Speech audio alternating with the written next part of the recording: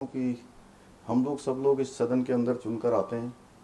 मैं भी इससे पहले वाले सत्र में एक सदस्य के नाते इन कार्रवाइयों में भाग लेता था, लेकिन व्यवस्था बनी कि अब मैं मुख्य सेवक के रूप में हूँ।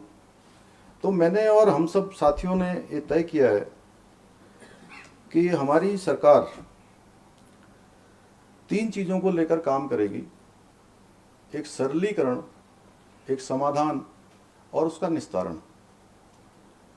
यानी कि जो प्रक्रिया हमारी चल रही है सरकार के अंदर, शासन के अंदर, बहुत सारी पत्रावली चलती हैं।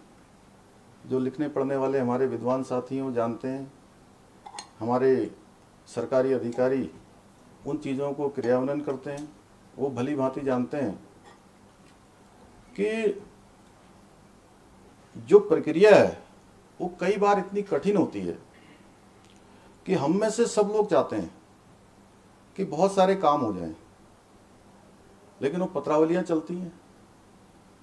और पत्रावलियों में जब एक बार किसी से गलती से भी अगर कोई ऐसी चीज़ लिख दी जाती है तो उसके बाद दोबारा से वो चीज़ वापस उनके पास लौट कर आती है, उन्हीं महोदय के पास, और वो स्वयं ये भी मान लेते हैं कि नहीं, मेरे द्वारा इसमें कुछ गलत लिख दिया गया है या ऐसा नहीं लिखा जाना चाहिए। फिर भी वो क्या करते हैं कि फिर जब एक बार लिख दिया तो उसके बाद फिर उससे बैक नहीं होते हैं। ये बड़ा कठिन होता है और इसके कारण से कई बार हम महसूस कर पाते हैं और कई बार नहीं भी कर पाते हैं कि जो व्यक्ति उससे प्रभावित होता है उसका जीवन बदल जाता है। एक शब्द का अनर्थ, शब्द का अर्थ का जो है उसका अनर्थ हो जाता है। तो मैंने कहा पहले दिन से कि चूंकि मुझे लगा मेरे मंत्रिमंडल में भी सभी लोग बड़े अनुभवी हैं और एक आध को छोड़ दिया जाए मेरी हम उम्र होंगे और बाकी नहीं तो सब मेरे से बड़े हैं। तो मैंने सभी से अनुरोध किया और अपने अधिकारी गणों को भी मैंने कहा कि हम इन चीज़ों को सरलीकरण की ओर ले जाएंगे। दूसरा, समाधान। अब सरलीकरण होगा तो समाधान होगा। अब मानसिकता कई बार ये होती है कि हमारा जैसे ही कोई काम जाता है, काम जाने के बाद सामने वाले हमारे जो काम करने वाले होते हैं उनके पास काम न करने के 10 कारण पहले से होते हैं। ये राजनीतिक भाषण नहीं है इसलिए बोल रहा हूँ, ये हमारा सदन है और जो माननीय अध्यक्ष जी ने जिस प्रकार से इसको वो कराया, सबको अपनी बात एक खुले माहौल में,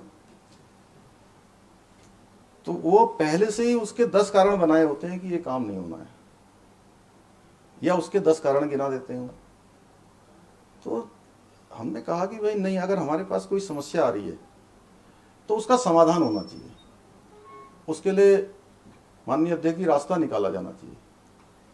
और हम सब लोग जो लोग चूंकि सदन के अंदर हैं सब नीति निर्धारक लोगों में से हैं और प्रजातंत्र में, लोकतंत्र में ये हमारा मंदिर है और यहाँ से ये बात हम सब के अंदर बैठनी चाहिए कि हमें जनता ने जो जनादेश दिया है या जनता ने हमको चुनकर भेजा है तो हम इस काम को क्रियान्वित करवाएं और उन लोगों को बताएं। मैंने इसकी पहल की है थोड़ी सी कि अब समाधान होना चाहिए, लोगों के जो समस्याएं हैं उनका निस्तारण होना चाहिए। और तीसरा हमने कहा कि निस्तारण होना चाहिए, यानी कि उसके बाद निस्तारण कब होना चाहिए? ऐसा निस्तारण नहीं होना चाहिए कि 2 चीज़ों समाधान हुआ नहीं और उसको रिजेक्ट कर दिया गया।